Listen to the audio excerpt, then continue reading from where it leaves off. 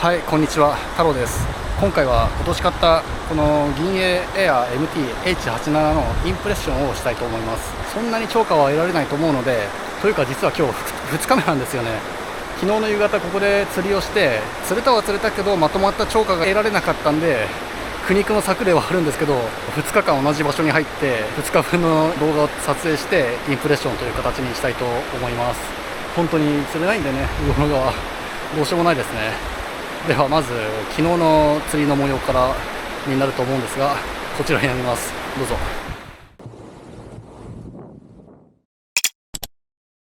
ここもね、鮎がかなり溜まるポイントだったんですよね。ここに来ればね、間違いなく釣れるっていうポイントだったんですけど、そこの水道管ができまして背が消え失せて釣れなくなりました。ちょっとね、下の方見たら群れがめちゃくちゃいたんで、もしかしたら追うようになるかな、夕間詰めっていう淡い期待でここに来てみました。先行者の方はいるんですが、1グループなんで釣れてるから人が集まってるっていう感じではなさそうですね。釣れましたか？ダメだね。ダメですか？いないでしたかなんか。あ YouTube に出る人で。あ、いや、ありがとうございます。毎日この時間から入ってるの？あ、いや、11時くらいからいつもやってるんですけど、今日雪明かりの裏にちょっと行ってみてさっぱり釣れないんで、でっかいですね。うわこれはでかいですね。昼過ぎくらいからやってますか？そう11時過ぎ。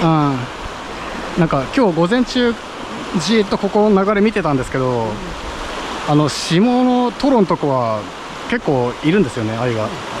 終わりにするようだったらその辺でやってみていいですかね？やってみて。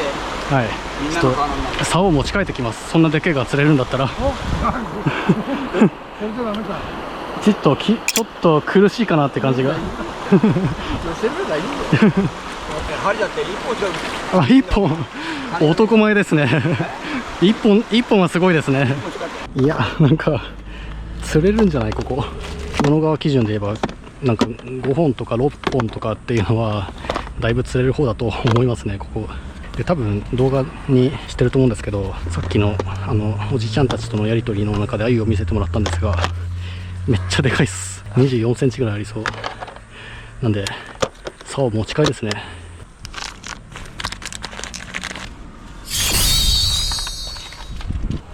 急遽ではあるんですが、今年買った銀エア MT-H87 の入魂の儀をここで執り行おうと思います。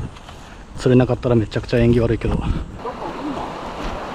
僕ですか？はい、地元なんですけど今年全然釣りしてないですね。釣れなくて、そのうち良くなればいいですけど年々悪くなってるんで、ついに今年はダメかみたいな感じですね。はい、角ハイパー 8.05 の4本怒りですね。よし、じゃあ入魂できるかどうか、釣れるでしょうか。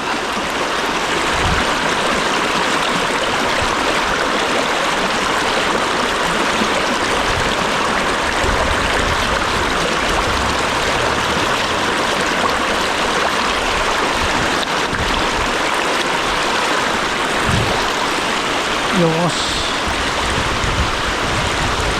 軽い。扱いやすいですね。さすがに競技 T8.5 メーターに比べればどうだろう、ちょっと遜色ないかもしれない。めっちゃ扱いやすい。でもね、やっぱ重たいな。持ち上げるとメガトルクの重さを感じますね。ただこう構えるとそうでもないかな。さすがに硬派と競技メガトルク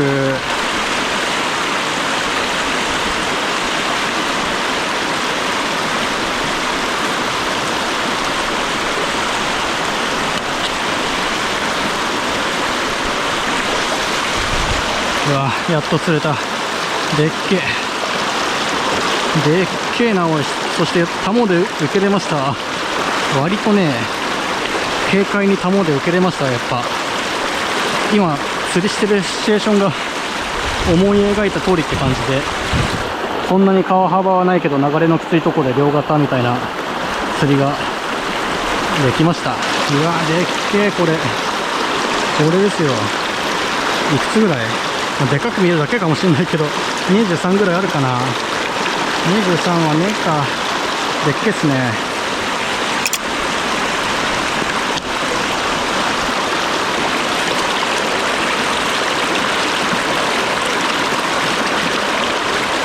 でっけえ鮎は最初の食い出しをちょっと慎重にしないとすぐ根がかかっちゃうから、強めのテンションで送り出さないとですね。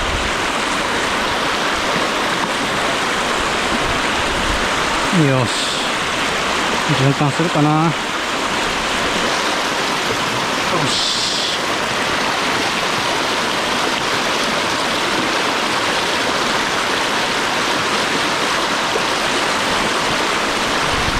よっしゃ。いや、よかった。でけえよ。まだ余裕がありますね。口がかりっていうのもあるんですけど、だいぶ釣り人側にアドバンテージがあるというか、カモへの誘導もしやすいですね。このサイズだと23センチぐらいか。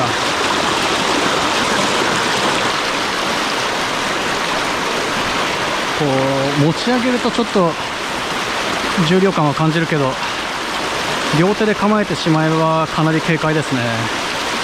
比較対象がそんなにないからな。競技メガトルク95よりは軽いのは当然ですよね。競技 T85 かよりは重たいですけど、割とね同じくらいの感覚で扱えますね。実重量はそんなに変わんないんですよね。 20g ぐらい。硬派っていうガチ勢竿を愛用しているっていうのもあるんですけど、軽快に扱いますね。でパワーはねありますね。パワーやっぱメガトルクですね。パワーは以前持っていたエア MT9090 よりももちろんパワー感じますね。だいぶ昔の話なんで感覚覚えてるかそれよりはるかにパワーありますね、当然ながら。で 8.7 メーターっていうことで軽量感もありますね。こういう感じの背で釣るならだいぶいい竿だと思いますね。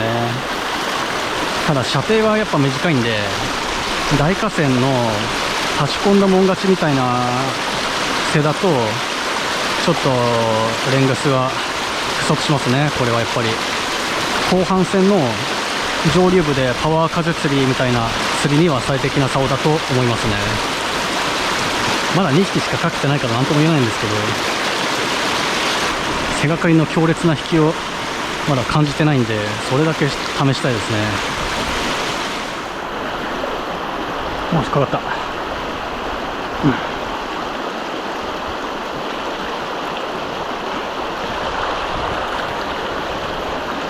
よいしょ。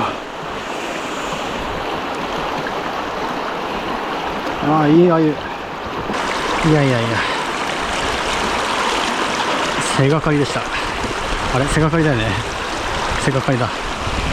背がかりのこのサイズもこのくらいの流れだったらかなり軽快に取り込めますね。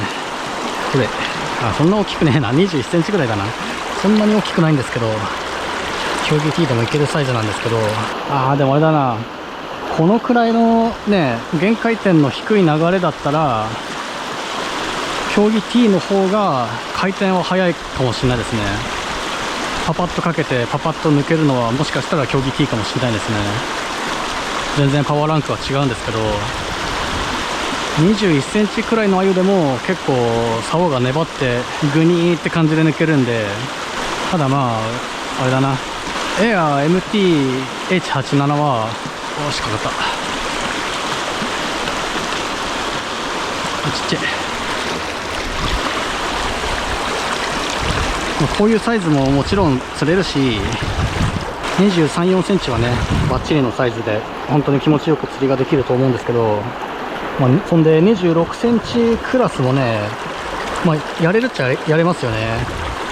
さらに言えばタモで受けられないみたいな時は返し抜きをするのもやぶさかではないみたいな竿なんで、っていうかあれだよね、ダイワのカタログにはかけた鮎を一瞬の返し抜きで取るみたいな触れ込みが書いてあったんで、返し抜きをする竿という位置づけではあるんですけど、ただ旧世クラスの竿で返し抜きをしてことごとく竿を折ってきたんで、ちょっと心配ではありますね。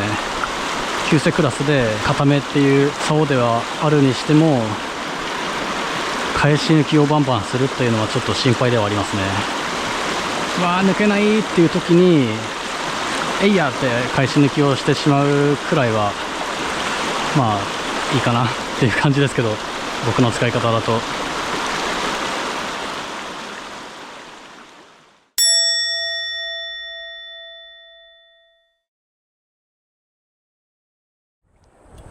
はい、それでは1日目の釣り動画をお楽しみいただけましたでしょうか。これから2日目の釣りに入ります。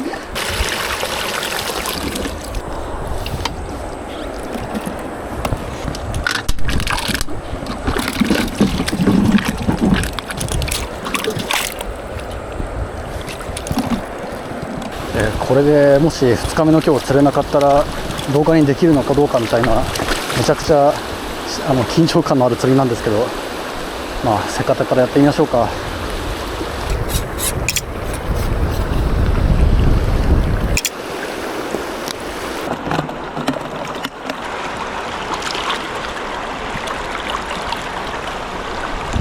よし、頑張れ。昨日釣れた天然のおとりですね。よ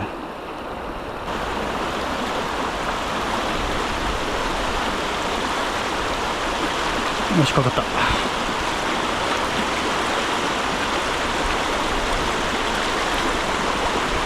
割れる。返し抜きます。よいしょ。でかい。なんだよ、イワナじゃねえか。でっけえイワナ。これよく抜いたね今。びっくりだよ。すげえ、めっちゃいいイワナ釣れました。これはこれでちょっとあれだな、いいなこれは。いや、よく抜いたね。尺ある。ちょっと細いけど綺麗なイワナですね。ヒレもみんな白くなってて、いや、よく抜きましたって。これめっちゃ綺麗。ではさようなら。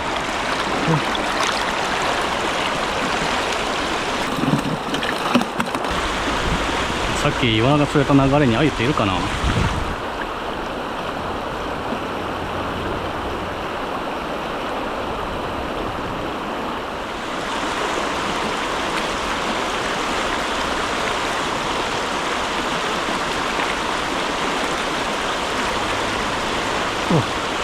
かかった。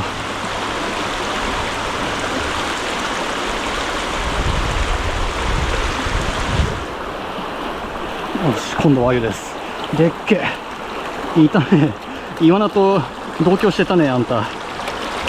いや、このサイズ快適に抜けますね。10年もアユ釣りやってて、大きめなアユのね、引き抜きがちょっと苦手意識あったんですけど、抜きやすいですね。体が競技 T に慣れすぎていて、先調子のなんか抜き方なのかな、体が。競技 T とあと後派ですね。なんでメガトルクの 9.5m はだいぶ抜きづらさを感じていたんですけど、 H87 はかなり T の体でも抜きやすいですね。で、さっきのやっぱり尺イワナか、あれ多分尺あったよな。よく抜けたなと思いましたね、あれ。しかも背がかりっていうかすれがかりだったんで、引きもかなり強烈だったし、抜けねえと思ったもんね。水面まで出てきたところで。ちょっと穂先は硬いですね。パッツンパッツンな感じがしますね。カタログスペック見ると、旧製 9m かなのエア MT の旧製 9m の穂先をね30センチ詰めただけじゃないのみたいなスペックなんで、そんな感じのしようかなと思いますね。持ってる方の参考になれば幸いなんですけど、おとりにはちょっと優しくないかな。あんまり感度はメガトルク95の方が感度もいいかな。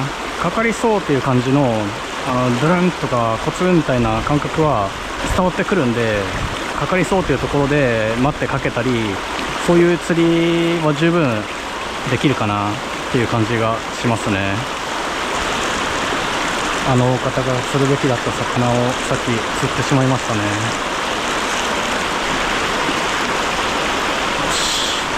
あった。配信抜きます。あ、ダメだ、バレた。よ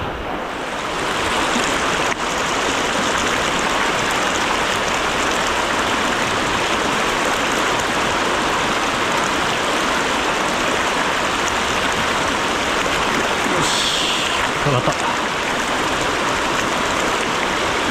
ちゃちっちゃ、うぐいじゃん。いたずらにおとりが弱っていきますね。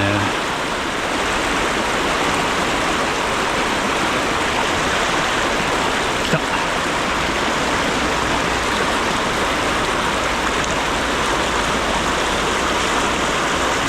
っしゃー、粘る。よっしゃい。バレると思ってからの粘りがすごいですね。竿が曲がりますね。競技 T と後派の体でいうとバレそうっていう感覚がするんですけど、そこからぐーっとこらえて浮いてきますね、鮎が。こんなですね。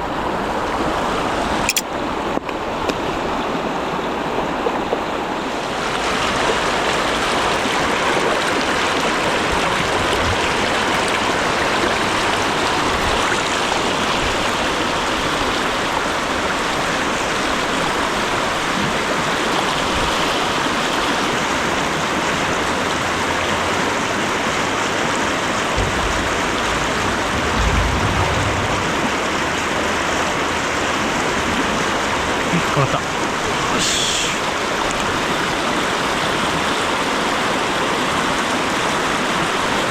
よし。あ、バレた。あ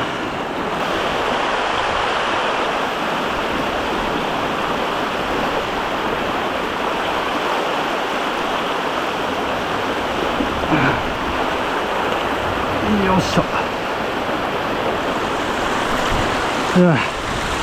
でっか。う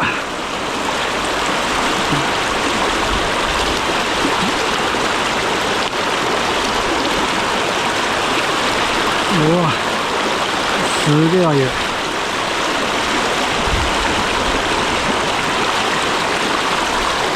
やべえ、危ねえ、危ねえ、マジか。この花缶マジか。いや、今のはあれだな。今のはちょっと引き抜きが悪かったな。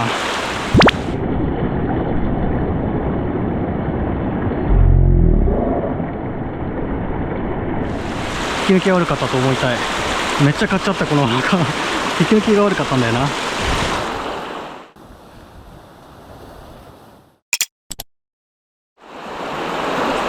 いや、でけえな。で、なんか冷水病じゃないこの子。大丈夫？あ、今のキスか。手が震える。こいつをおとりにして。でっけえ、でっけえ。今年一番かもしんねえ。手が震えるよ。よいしょ。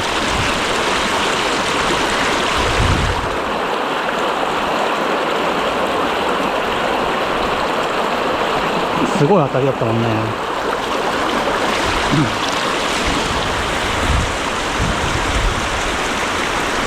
根がかりしないように。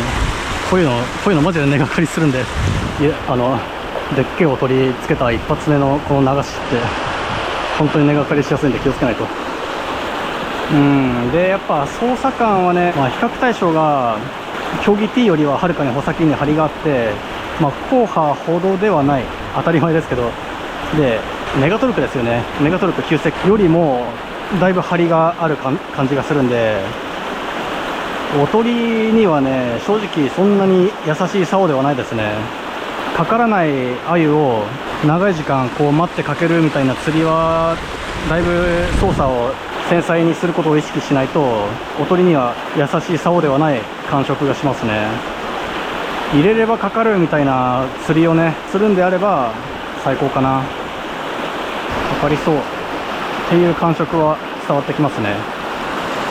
かかるかどうかは知らんけど、かかりそうっていう感触は伝わってきますね。ドゥルンとか言ったり、ちょっとねカリカリカリカリ言うような感じかなは、まあ実調に耐えうるレベルって言ったら語弊があるっていうか、実調できない竿はないだろうって話なんですけど、まあ僕の感覚で十分使える竿だなっていう感じがしますね。かかりそうな感触はするけどかかりません。この沈んでる護岸のこっちの横の流れですよね、ここがかなりかかる気がするんですよね。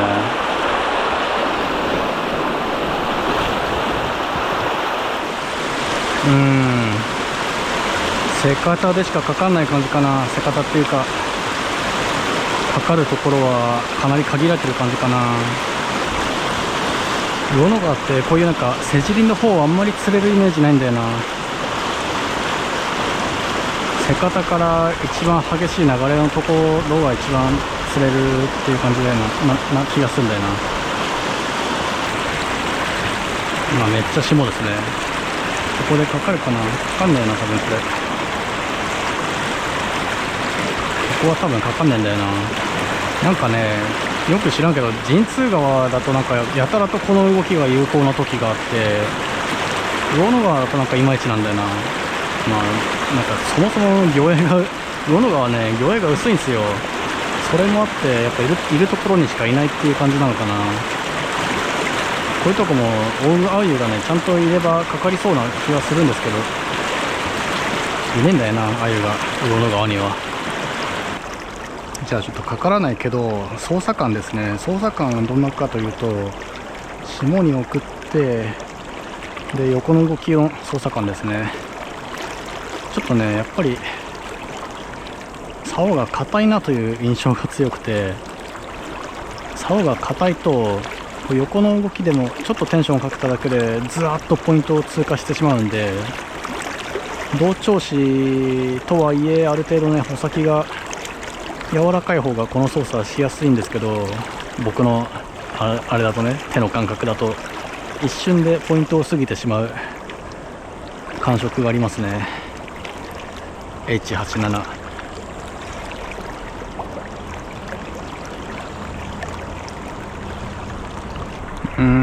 石の色がこっち悪い。石の色が悪くて多分かかんねえなこっちは。やっぱりセカタの次にある急な流れなんだよな魚の顔って。背尻はいまいちなんですよね。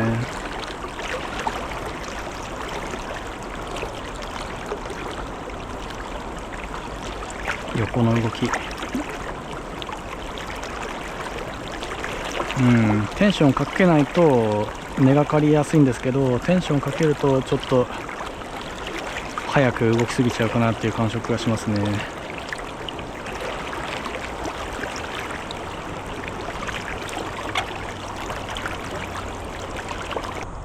かからんな。上に張り直します。よし、じゃあこっちのセカタの方に戻ってきて、こっからまたあそこの護岸が沈んでるところかな、あそこでやってみて、ユーマ詰めはもう迎えなくていいっすね今日は。昨日ユーマ詰めやったんですけど、ユーマ詰めになったからってバーッとかかるわけじゃないんで、まあちょっと早めに帰って英気を養います。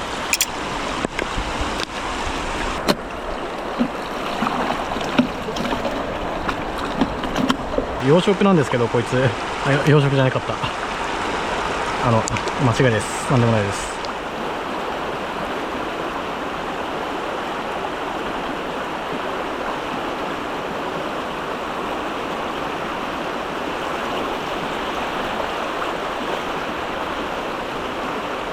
おし、かかった。やっとかかった。やっとかかったよ。どうだ、でっけえか。でっけえ。よし、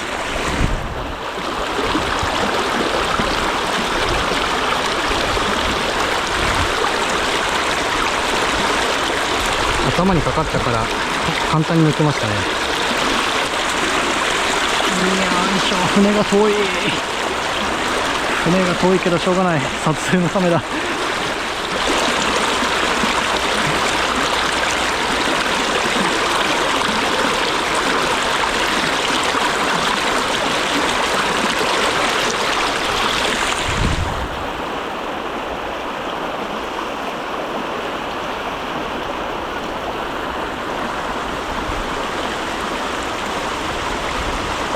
ちょっと今下竿なんで、下竿でかかったらね、返し抜きですね。返し抜きができるんであれば返し抜きした方がいい。で、かかった。よいしょ。よ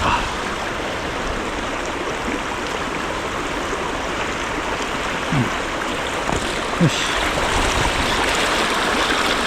いって痛すぎ。いって爪の間に針刺さった。いてこのくらいのサイズだったら返し抜きもいけますね、余裕で。ダイワさんが言うには、25、6センチも25、6センチを返し抜く竿みたいな触れ込みなんですけど、ちょっと僕の技量じゃ不安ですね。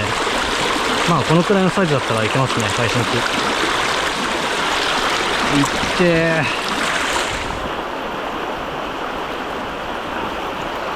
返し抜きいけるって言ってると折っちゃうんですよね、やっぱりね。25、6センチの返し抜きは僕はしないようにします。そのくらいのサイズは違うそうですね。あくまでもよくかかる状況で24センチくらいまでかなの鮎を軽快にかけて軽快に抜くみたいな感じの使い方かな。軽快に抜くっていうのはね、ちょっと何本か釣ってみてそこまで軽快じゃねえなっていう感じはするんですけど、しっかり溜めてヌーンって感じで抜く竿ですね。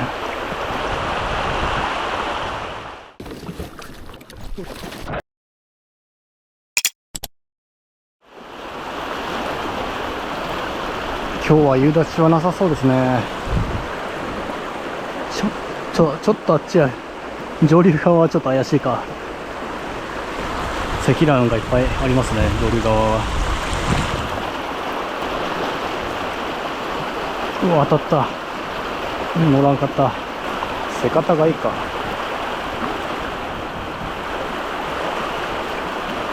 うわ、すげえ当たり。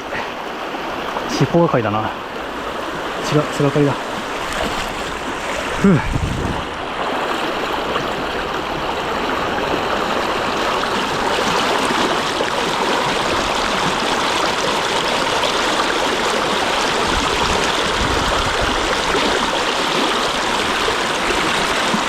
いやー、楽しいですね。このくらいのサイズをね、バシバシっと釣るのは本当楽しい釣りですね。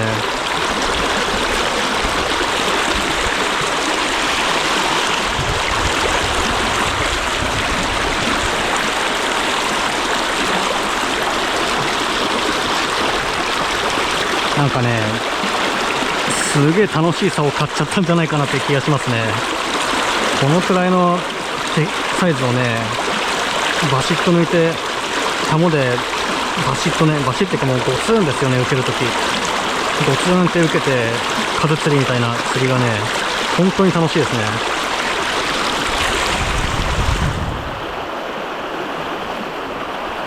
競技 T でも対応できるといえばできるんですけど、ちょっとね、やっぱ釣り人側に余裕のあるパワーっていうのが安心感がありますね、やっぱり。かけることだけ考えたらやっぱあれだな、競技 T だな。やっぱりメガトルク系はどっちかといえばかけてからの竿ですね。かけてからいいなと思える竿だと思います。かけるまではやっぱ先調子かな、僕は。抜くのも先調子なんですけど、抜くのも先調子の体にはなっているんですけど、楽しいですね、竿が曲がって。うわー、追われてる。かかれ。ブルーンっていった。かかれ。だからね、こういう時ね、時間管理した方がいいんですよね。あと1分。この状態であと1分。よし、かからない。入れ直し。もうちょっと上行ってみるかな。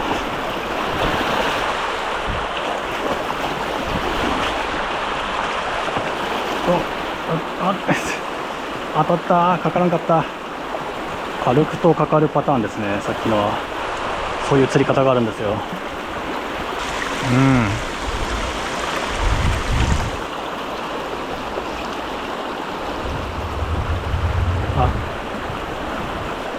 なんだよ、竿上げたらかかったって。よいしょ。ああ、頭がかりだ。大丈夫か。よいしょ。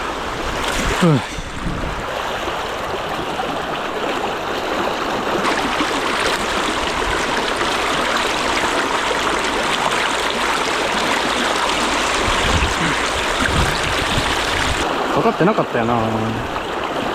竿を上げた瞬間にかかったから、すぐ真後ろまで接近してた鮎が怒りが上に動くことによってクーンってかかっちゃった感じかな。そんなことがあるんかな。しかしいい鮎ですね。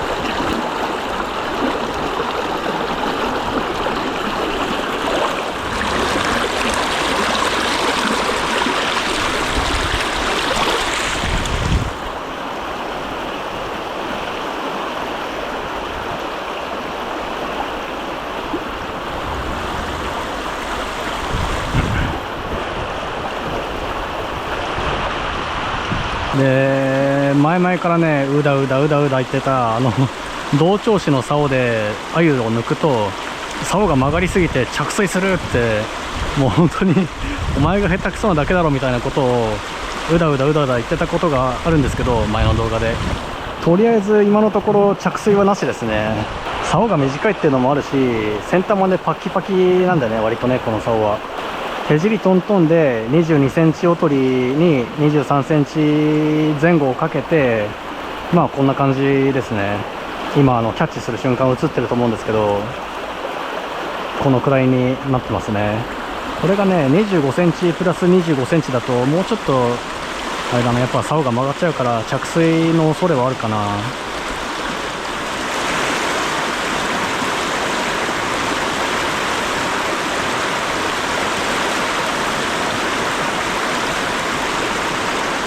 し、かかった。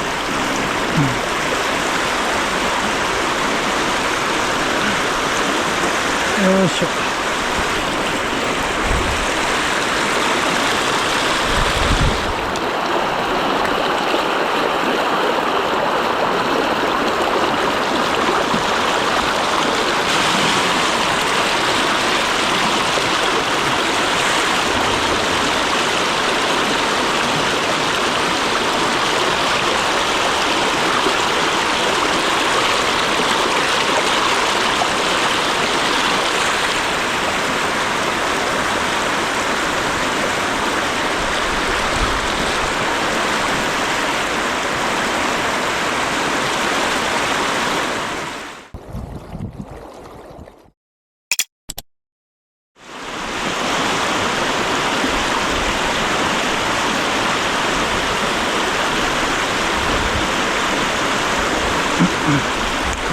でっけ。よいしょ。あ、でかくね。全然でかくなかったけど、ここね、流れがきつすぎる。終わりにしようか。4時半までやって終わりにしようかな。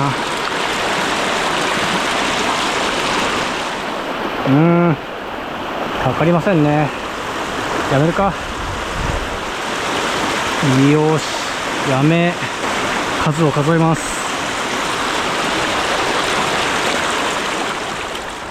それでは数えますが、昨日釣ったのがね5匹かな、プラス養殖2匹ですね。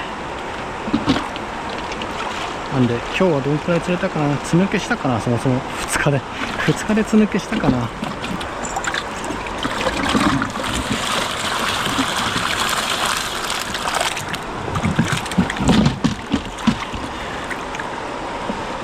じゃあ今日釣れたのは、今日っていうか昨日のもいるんだけど、よしよしよし。いや、こう見るといっぺん釣れたなーって見えるな。でっけえから。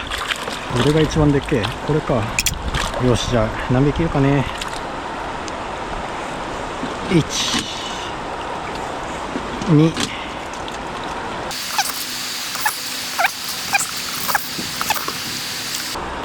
9、10、11、12、13、14、